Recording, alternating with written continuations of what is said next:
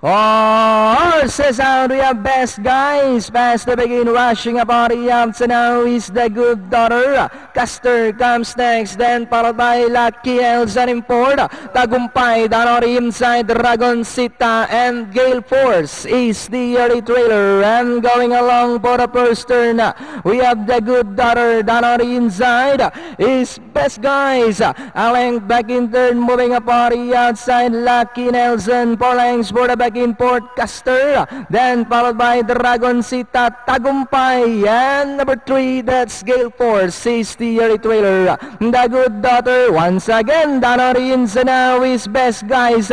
This time 2 runners fighting out for the lead. The Good Daughter, Best Guys is running by Drell, Lucky Nelson in third, and here comes Gale Force now trying to get closer in third, Tagumpay in fifth, then followed by Dragoncita, and it's still the Good Daughter down on the inside is Best Guys. Gale Force is still in third.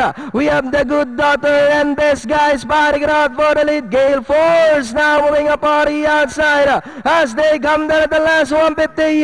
The Good Daughter, Best Guys down on the inside. Gale Force is on the outside. We have the Good Daughter, Gale Force down on the inside is Best Guy. The Good Daughter, Gale Force is on the outside. Gale Force followed by the Good Daughter. It's now Gale Force, and finally it's Gale Force, the Good Daughter. Then comes Best Guys, number 4, Dragoncita.